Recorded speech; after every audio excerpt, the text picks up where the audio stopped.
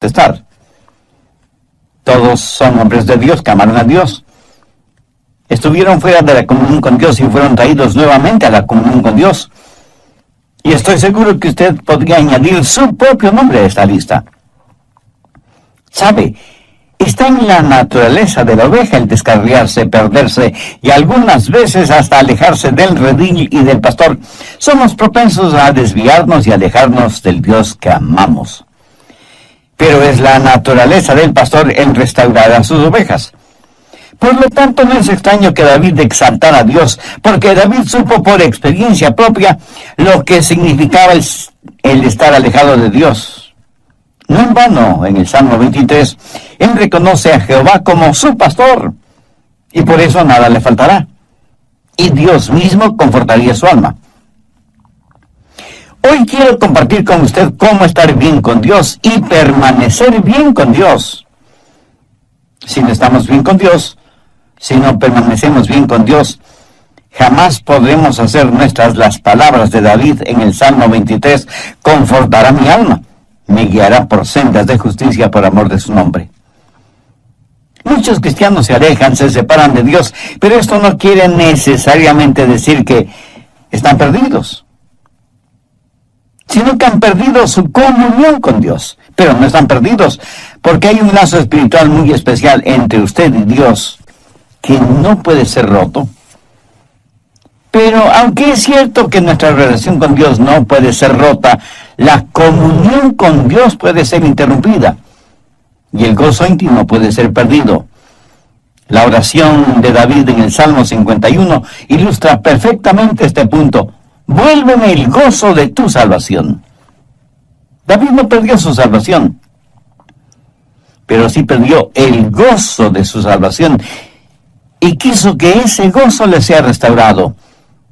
Y Dios le restauró, y por eso David pudo decir en el Salmo 23, confortará mi alma. Ahora, ¿cómo Dios nos restaura? Permítame compartir con usted 3 cosas maravillosas que he aprendido en el Salmo 23. Las he estudiado y meditado profundamente, y se han vuelto a mi experiencia personal. Primero, el ministerio del pastor. David se comparó a sí mismo como una oveja, por eso dijo, Jehová es mi pastor. En el Nuevo Testamento y el capítulo 10 de Juan encontramos que Jesús dijo, yo soy el buen pastor.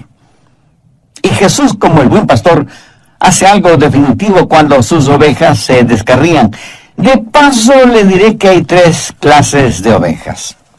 Las necias. ¿Conoce usted a alguien así, no? Pues mírese en un espejo y verá a una oveja necia. Las ovejas necias quieren hacerlo todo a su manera. Por lo general pensamos que las ovejas como animalitos dóciles y fáciles de guiar, pero eso no es cierto. A veces las ovejas pueden ser muy necias. Quieren ir por donde ellas quieren ir. Por lo menos así lo dice el profeta Isaías. Todos nosotros nos descarriamos como ovejas, cada cual se apartó por su camino. ¿Queremos hacer? Pues lo que queremos hacer. Somos necios a la enésima potencia, y son las ovejas necias las que necesitan ser restauradas. Segundo, hay las ovejas descarriadas. Estas son las ovejas que involuntariamente se descarrían. Son las que descuidadamente se van por otro lado, y muchas veces caen en pozos de engaño, y se ven rodeadas de espinas y se separan de su pastor, van a lugares muy precarios y necesitan ser restauradas y traídas de regreso al redil. Y en tercer lugar, las ovejas enfermas, porque las ovejas pueden enfermarse. Hay muchos enemigos allá afuera en forma de enfermedades que pueden envenenar o enredar o herir a las ovejas. Y cuando se enferman, las ovejas necesitan ser curadas, sanadas, restauradas. Entonces es la responsabilidad del pastor el cuidar de sus ovejas. ¿Pero cómo lo hace? ¿Cómo el buen pastor restaura a una oveja necia? Si usted es como una oveja necia, ¿cómo puede ser restaurado? Bueno, el buen pastor tiene 3 instrumentos para hacerlo.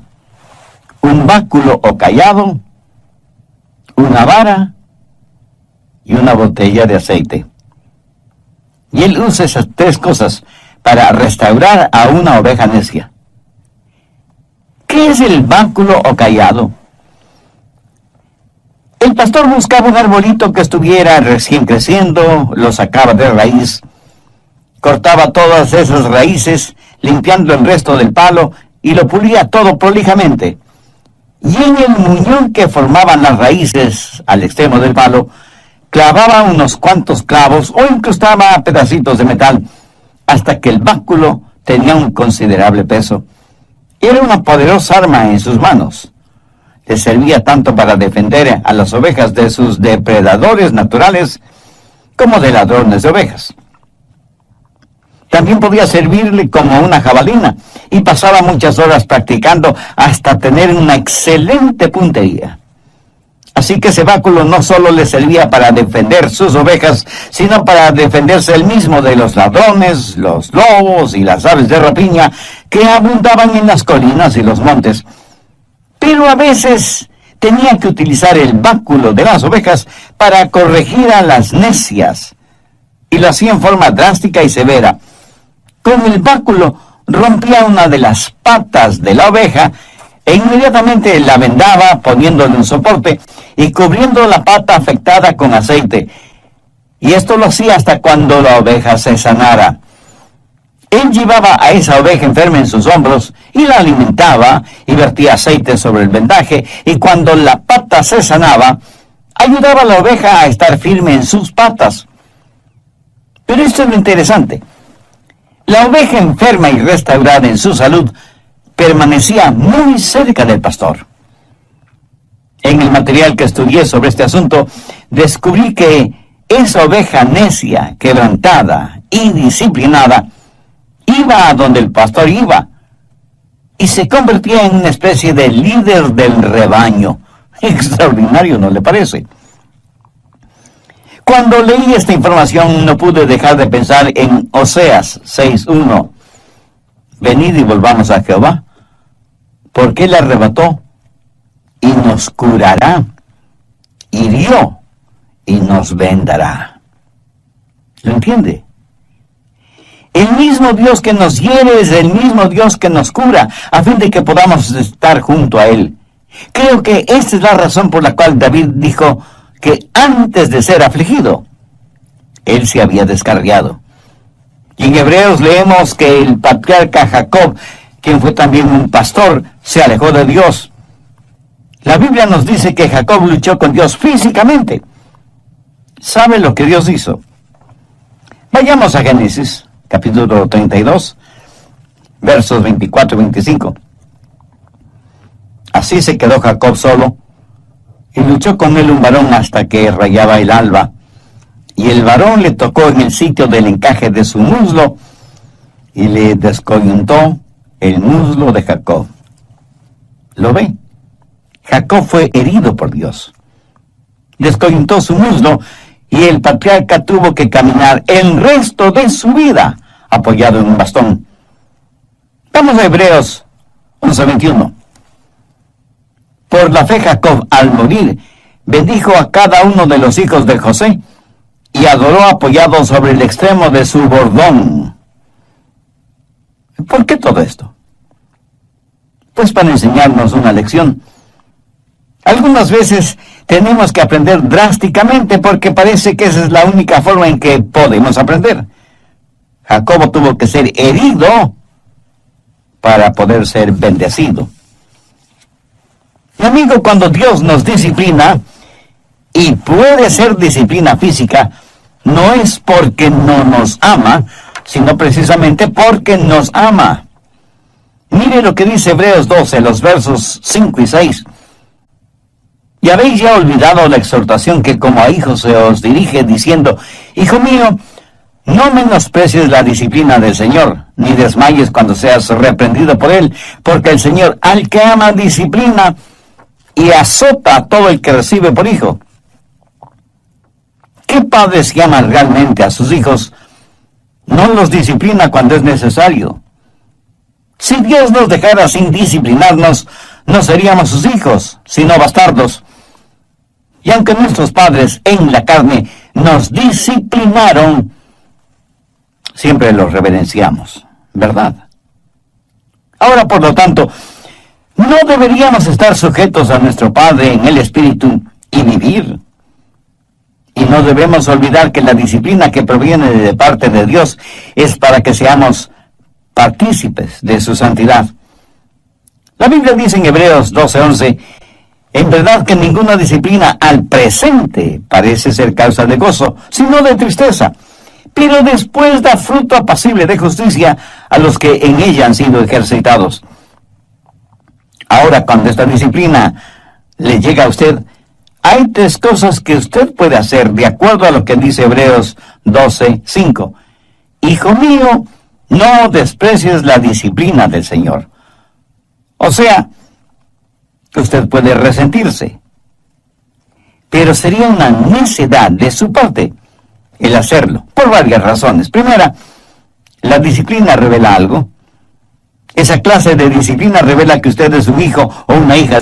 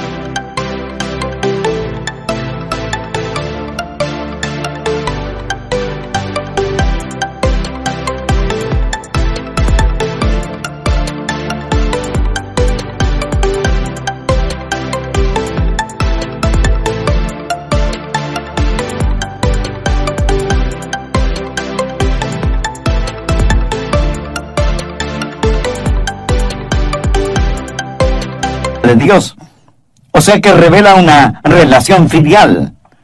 Mire el verso 6, porque el Señor al que ama disciplina y azota a todo el que recibe por hijo.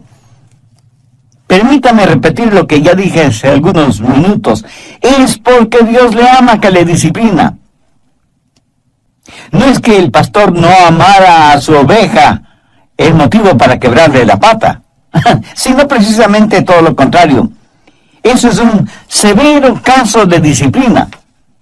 Y a veces, mi estimado amigo, a veces nuestro amor tiene que ser duro.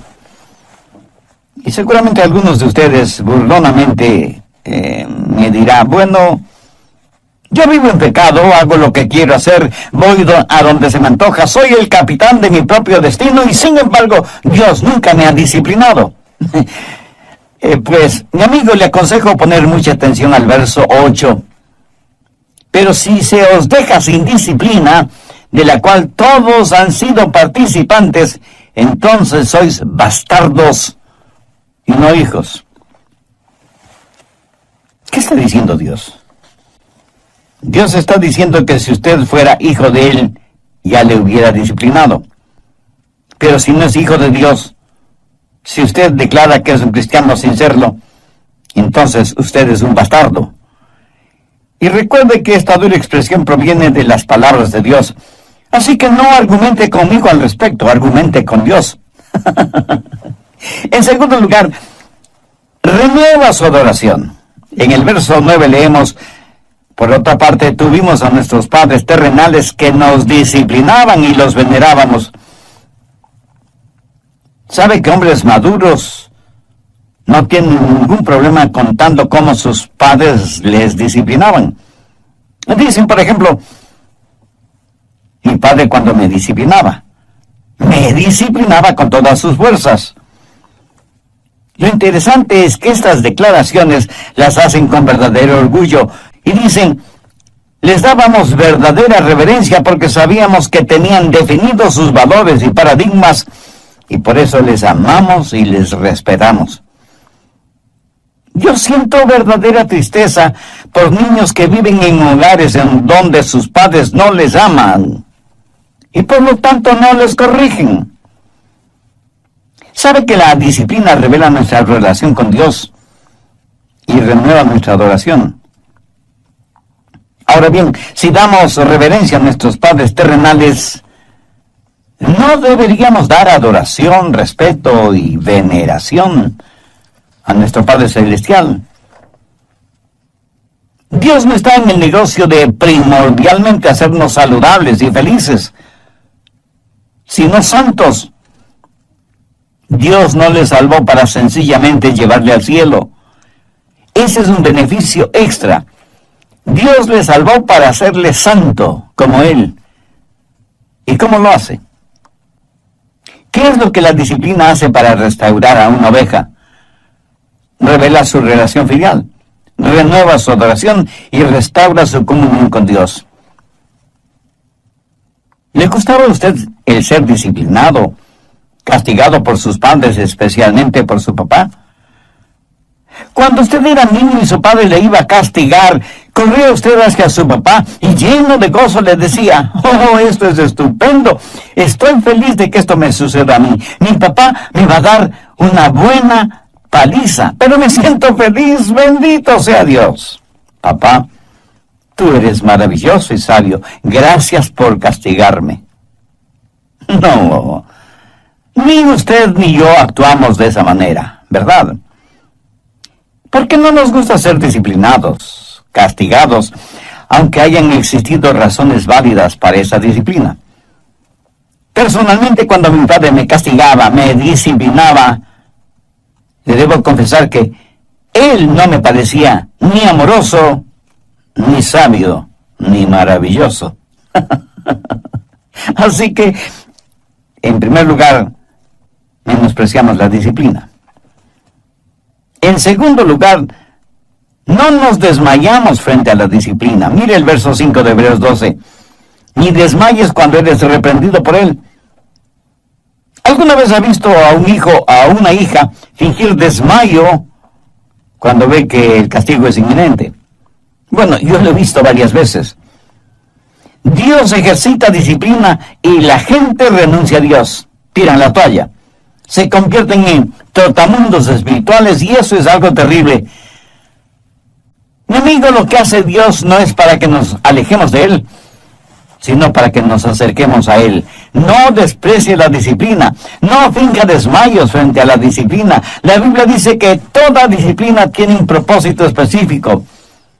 ¿Cómo maneja el pastor a una oveja necia? Con la vara de la disciplina. ¿Y qué de las ovejas que no son necias? ¿Qué clase de oveja es usted? ¿Necia? ¿Descarriada o enferma? Recuerde que Dios no deja de amarnos porque somos pecadores. Dios no nos ama más si somos menos pecadores, de acuerdo a nuestra propia opinión, ni nos ama menos si somos más pecadores. Dios nos recibe como somos, pero por el amor que nos tiene, no nos deja como somos, sino que nos va perfeccionando cada día para que lleguemos a ser a semejanza de su Hijo Jesucristo. Esta esperanza también podrá ser suya si tiene una relación personal con Dios por medio de Jesús. Pudiera ser que usted sea una persona muy popular, carismática, muy importante e influyente en el nivel político, social y financiero. Desde el punto de vista del mundo, usted es un hombre de éxito. Pero, ¿qué piensa de usted, su esposa, sus hijos, sus amistades íntimas? ¿Qué tan importante es usted en sus vidas? El hecho de ser tan importante pudiera ser que abra todas las puertas materiales, sociales y políticas, pero jamás le abrirán las puertas del cielo. Dios no le ama porque usted es importante. Usted es importante porque Dios le ama. ¿Lo entiende? Si usted este mismo momento se arrepiente de sus pecados y hace una decisión espiritual por Cristo como su Salvador y Señor, Él le perdonará inmediatamente, estará con usted permanentemente y le salvará completamente. Y además le guardará eternamente. Recuerde que la decisión que usted haga o no haga este momento tendrá repercusiones eternas. Piensa en lo siguiente. Si usted dice que no va a tomar ninguna decisión ahora, pues ya tomó una decisión en contra de Cristo. El evangelista Dr. Lucas cita unas inquietantes palabras de Cristo: desesperación, de lodo cenagoso, puso mis pies sobre peña y enderezó mis pasos. David habla de lo mismo al compararse con una oveja que ha sido disciplinada, guiada, rescatada y protegida por el pastor. Algunas veces una mamá oveja, por estar pastando por aquí, por allá y más allá, se olvidaba de su pequeño corderito. El pastor observaba lo que estaba sucediendo y con el cayado guiaba a la mamá oveja a donde estaba su corderito. Eso es lo que necesitan hacer los pastores en nuestros días, a fin de que ovejas y corderitos estén juntos, permanezcan juntos y se desarrollen juntos. Porque el diablo está tratando por todos los medios de destruir los hogares, de destruir las familias, de romper la unidad del cuerpo de Cristo que es la iglesia. ¿Cuándo sucede eso? Cuando caemos, cuando somos débiles espiritualmente, cuando nos apartamos de Dios y nos contaminamos con el pecado. Pero gracias a Dios que Él tiene una vara y un cayado, no solo para disciplinarnos, guiarnos, rescatarnos y defendernos, sino también para mantenernos junto a Él. Pero aún hay algo más. Todos somos ovejas enfermas. Verá, cada noche el pastor traía las ovejas al redil. Recuerde que Jesús es la puerta de las ovejas. Dentro del redil las ovejas estaban seguras, pero en la puerta estaba el pastor bloqueando el mismo hueco que servía como puerta del redil. De esa forma nadie podía entrar o salir del redil sin que el pastor lo supiera. Y cada noche él las contaba y las llamaba por su nombre. Y no solo que las contaba y las llamaba por su nombre, sino que además las acariciaba. Ponía sus manos sobre sus ovejas y hundiendo sus dedos en la lana y mirando atentamente, buscaba por si su oveja tenía alguna herida o por si algún insecto se había adherido a la piel de la oveja. Y cuando encontraba alguna herida o alguna laceración en la piel de la oveja, usaba el aceite para curarla. Especialmente los cortes en la cabeza o en las fosas nasales. Literalmente ungía la cabeza de la oveja con aceite. Ese aceite estaba mezclado con sulfuro y brea y servía también como insecticida para alejar a las moscas que pululaban alrededor de la nariz de la oveja. Gracias a Dios que el aceite, que representa al Espíritu Santo que nos protege de moscas diabólicas y que nos consuela cuando estamos lacerados y doloridos o cuando estamos heridos espiritualmente. Nuestro buen pastor nos conoce, y nos conoce por nombre, y nos restaura, y nos sana, y nos cuida, para que siempre estemos junto a Él. El buen pastor David tuvo todas esas cosas en mente cuando dijo, confortará mi alma.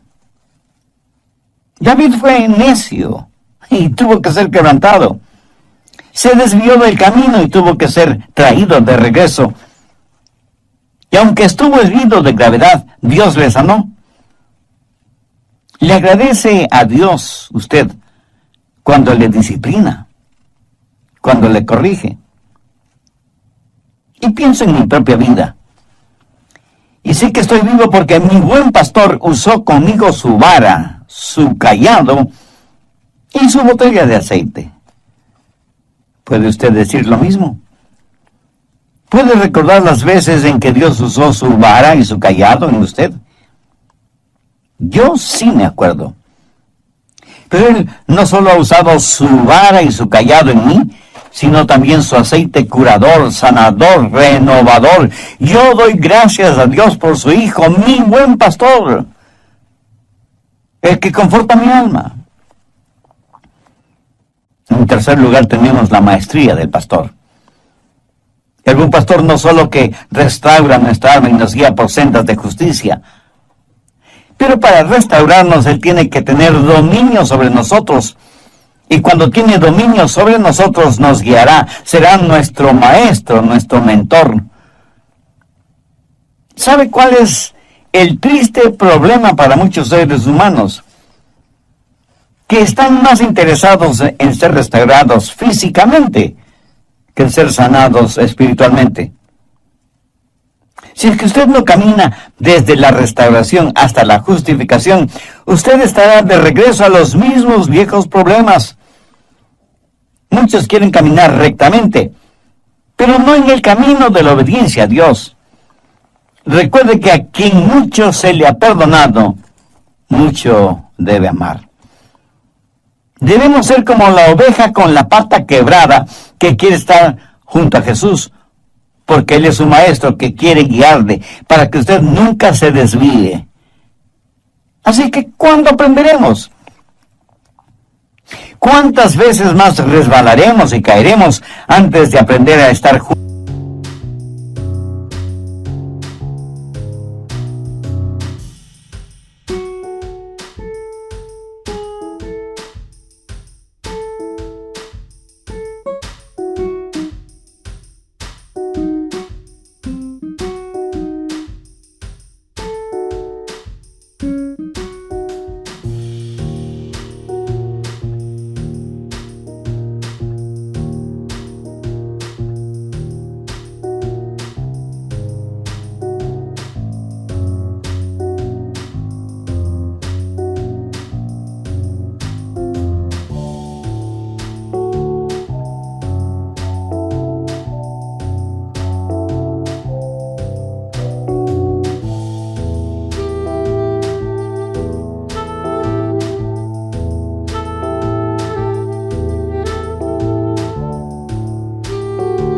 Junto al buen pastor. Recuerde las palabras que Jesús mismo dijo. Él es el buen pastor, y sus ovejas conocen su voz y le siguen. Ahora escúcheme.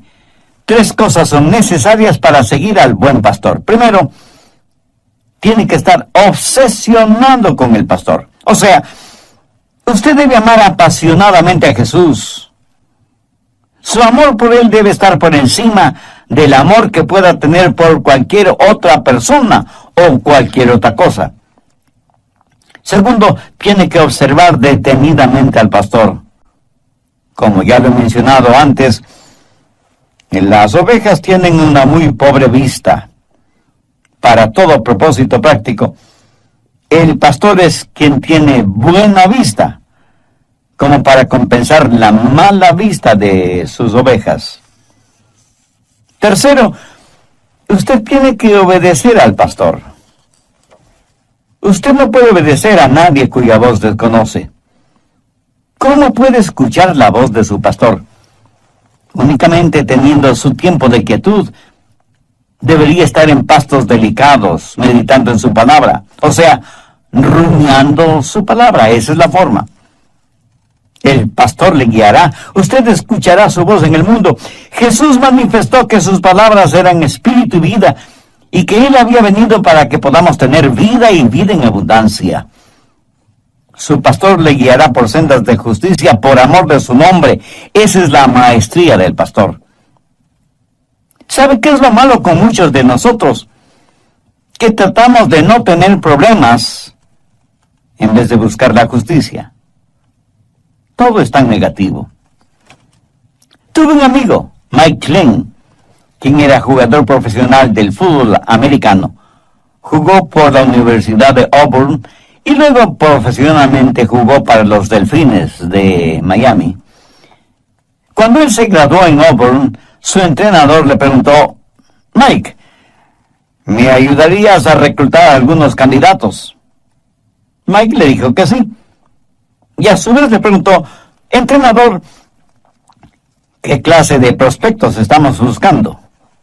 Y el entrenador le dijo: hay jugadores que cuando son derribados en el campo de juego se quedan tendidos en el suelo. Esa clase de jugadores no nos interesan. Cuando un jugador es tumbado y se pone de pie inmediatamente y nuevamente es tumbado y vuelve a ponerse de pie, tampoco es el tipo de jugador que buscamos. Pero sí nos interesa el jugador que puede poner en el suelo a los demás. Mi amigo, yo soy muy grato por tener un Dios que nos restaura, que cuando estamos caídos nos levanta. Y a todos nos gusta estar de pie, pero no nos gustaría el pasar de la defensiva a la ofensiva. No nos gustaría ser una verdadera fuerza de Dios, que simplemente ser una víctima siempre en necesidad de restauración. El pastor me guía por sendas de justicia. Usted, mi amigo, ¿por qué no determina hoy mismo que va a estar bien con Dios, que está listo para escuchar la voz del pastor, que va a sumergirse en la palabra de Dios? Y en tercer lugar, la majestad del pastor. Él me guía por sendas de justicia. ¿Por qué no decide hoy mismo que va a estar bien con Dios y a permanecer bien con Dios? Que va a escuchar la voz de su pastor, que va a meditar en su palabra y va a obedecer su palabra. Que va a reconocer la majestad del pastor, porque Él es el único que puede confortar su alma y guiarle por sendas de justicia por amor de su nombre. ¿Cuál es el nombre de ese pastor? Jehová en el Antiguo Testamento, Jesús en el Nuevo Testamento. Jehová, Jesús, el Señor es mi pastor. Verá, el nombre y el honor de Dios están en juego por la forma en que usted y yo vivamos. Y todos, creyentes y no creyentes, seremos juzgados por Él. Muchos piensan que tendrán un pastor de acuerdo a la clase de ovejas que son. Escúcheme, el honor, la reputación del pastor se basa en la actividad, el bienestar y la obediencia de las ovejas. Jesús nos enseñó a orar: Padre nuestro que estás en los cielos, santificado sea tu nombre. El rey Salomón dijo que el nombre de Jehová era como bálsamo. Voy a compartir con usted algo muy interesante. El nombre de Jehová era el sagrado y solemne nombre en todo el Antiguo Testamento, pero no se lo encuentra ni una sola vez en el Nuevo Testamento. ¿Por qué? Porque Jesús es nuestro Jehová. Él es nuestro buen pastor. ¿Sabe lo que significa el nombre de Jesús? Significa Jehová salva. Eso es lo que literalmente significa. Leemos en Mateo 1:21, y llamará su nombre Jesús, porque Él salvará a su pueblo de sus pecados. Ese fue el mensaje del ángel a María. Por lo tanto, mi estimado amigo, si Él es mi pastor y yo soy su oveja, yo no quiero traer deshonra a su nombre. Proverbios 22:1 dice: de más estima es el buen nombre que las muchas riquezas. Cuando nuestros hijos eran pequeños, yo les llevaba a la escuela y les decía, al despedirme: recuerden que les amo mucho, pero también quiero que recuerden quiénes son y a quién en realidad pertenecen. ¿Saben? Yo creo que el Señor les dice lo mismo a sus ovejas. Recuerden quiénes son y a quién pertenecen. Ustedes son mis ovejas. Mi nombre está fundido con el de ustedes. Y quiero guiarles por sendas de justicia por amor a mi nombre. Amigo, permítame hacer una confesión. Yo preferiría morir antes que traer deshonra a mi esposa, mis hijos, mis padres y sobre todo a Dios. ¿Quién me da la fortaleza? Pues mi buen pastor, quien me pone en la senda correcta cuando me desvío, y lo hace día a día. Por eso hay en mi corazón siempre el deseo de glorificar su nombre. ¿Siente usted de la misma manera? Espero que sí. Alguien dijo que el nombre de Jesús es todos los aleluyas en 5 letras. Y eso es verdad. Usted y yo seguramente conocemos a personas sumidas en el pecado y ningún mero mortal puede salvarles. Pero hay un nombre, un precioso nombre, que perdón y pureza puede darles. Hay vidas que están perdidas, prisioneras de las cosas terrenales, pero hay un hombre, Jesús, que del pozo de las tinieblas puede sacarles. Mi amigo, ¿no le parece eso extraordinario? El ministerio del pastor, la maestría del pastor, la majestad del pastor. Jehová es mi pastor, nada me faltará. Por favor, en el Nuevo Testamento de su Biblia, busque la segunda epístola de Pablo a Timoteo, capítulo 2. Veamos el versículo 19. Pero el fundamento de Dios está firme, teniendo este sello. Conoce al Señor a los que son suyos, y apártese de iniquidad todo aquel que invoca el nombre de Cristo. Jehová es mi pastor. Nada me faltará. En lugares de delicados pastos me hará descansar, junto a aguas de reposo me pastoreará. Confortará mi alma. Me guiará por sendas de justicia, por amor de su nombre. Aunque ande en valle de sombras de muerte, no temeré mal alguno, porque tú estarás conmigo. Tu vara y tu cayado me infundirán aliento. Aderezas mesa delante de mí en presencia de mis angustiadores. Unges mi cabeza con aceite. Mi copa está rebosando. Ciertamente el bien y la misericordia me seguirán todos los días de mi vida, y en la casa de Jehová moraré por largos días. Mi amigo, mi amiga, es Jehová su pastor. Como una oveja tímida, indefensa, manchada y descarriada, ¿no quisiera sentir la amorosa y protectora mano del pastor sobre usted? Si usted aún no tiene una relación personal con Dios por medio del Señor Jesucristo, le invito a hacer esa decisión, la más importante decisión de su vida. Piensen en lo siguiente.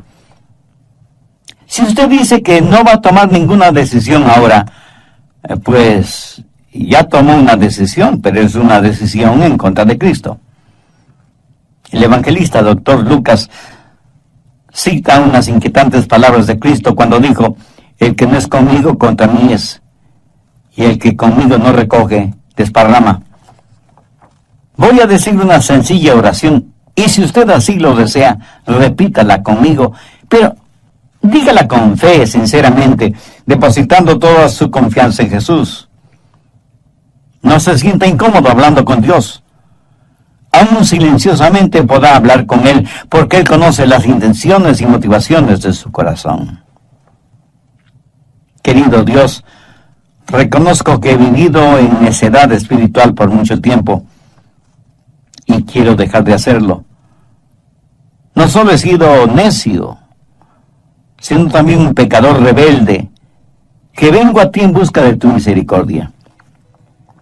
Dame la fuerza espiritual para nunca avergonzarme de ti o de tu palabra, y ayúdame para que yo no sea una vergüenza para ti o